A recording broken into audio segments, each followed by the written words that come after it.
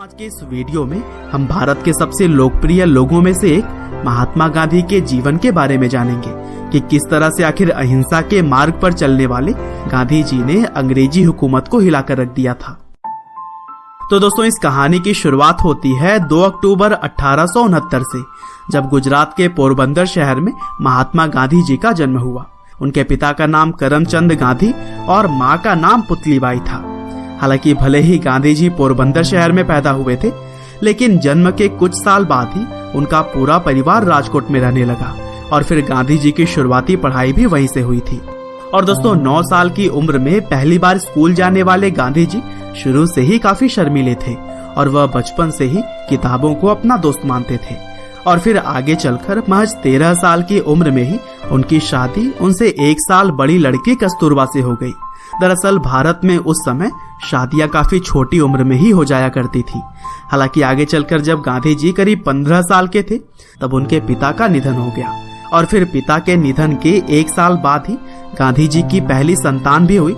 लेकिन दुर्भाग्य से जन्म के कुछ समय बाद ही बच्चे की मृत्यु हो गई थी और इस तरह से गांधी जी के ऊपर मानो दुखों का पहाड़ टूट पड़ा हो। हालांकि इन कठिन परिस्थितियों में भी गांधी जी ने खुद को संभाला और फिर 1887 में अहमदाबाद से उन्होंने हाई स्कूल की पढ़ाई पूरी की और फिर आगे चलकर कॉलेज की पढ़ाई करने के बाद से मावजी दवे जोशी जी की सलाह पर गांधी जी ने लंदन जाकर लॉ की पढ़ाई की। हालांकि 1888 में गांधी जी दूसरी बार पिता बने और इसी वजह से उनकी मां नहीं चाहती थी कि वह अपने परिवार को छोड़कर कहीं दूर जाएं। लेकिन कैसे भी करके उन्होंने अपनी मां को मनाया और फिर 4 सितंबर 1888 को लंदन पढ़ाई के लिए वह चले गए और फिर 1891 में पढ़ाई पूरी करके वह अपने वतन भारत वापस आ गए। हालांकि विदेश में पढ़ाई करने के बावजूद भी भारत आने पर उन्हें नौकरी के लिए काफी भागा दौड़ी करनी पड़ी और फिर 1893 में दादा अब्दुल्ला एंड कंपनी नाम के एक भारतीय कंपनी में उन्हें नौकरी मिली। हालांकि इस नौकरी के लिए उन्हें साउथ अफ्रीका जाना पड़ा था। और दोस्तों साउथ अफ्रीका में बिताए गए साल गांधी जी के जीवन के सबसे कठिन समय में से एक था, क्योंकि वहां पर उन्हें भेदभाव का काफी सामना करना पड़ा। हालांकि इन्हीं भेदभाव ने ही उन्हें इतना सक्षम बना दिया कि वह लड़ने के लिए पूरी तरह से तैयार रहते थे। और दोस्तों यूं तो गांधी जी को सिर्फ 1 साल के लिए ही साउथ अफ्रीका भेजा गया था, लेकिन वहां रह रहे भारतीयों और आम लोगों के हक के लिए वह अगले 20 साल तक लड़ते रहे और इसी दौरान उन्होंने नटाल इंडियन कांग्रेस की स्थापना की थी।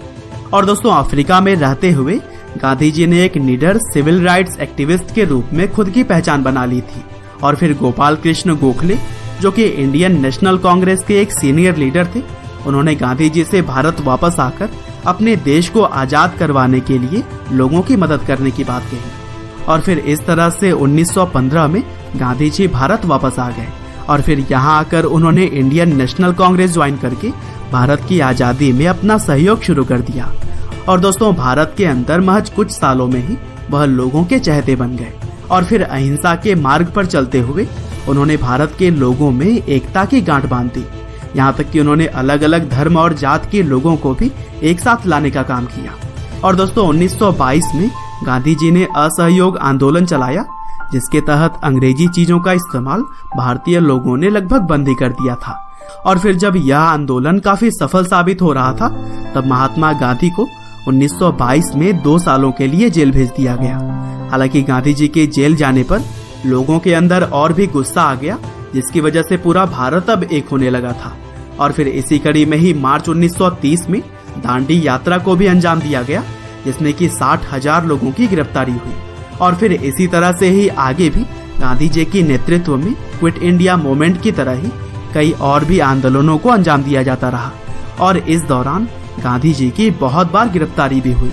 लेकिन दोस्तों महात्मा गांधी के द्वारा लगाई गई चिंगारी अब लोगों के भीतर आग बनकर जलने लगी थी और यही वजह थी कि गांधी जी के साथ साथ बाकी क्रांतिकारियों ने मिलकर 1947 में देश को आजाद कराने में अहम रोल अदा किया और फिर 15 अगस्त 1947 को हमारा भारत देश आजाद हो गया।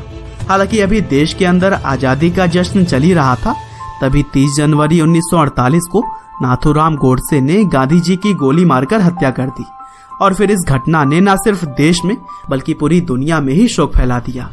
हालांकि 15 नवंबर 1949 को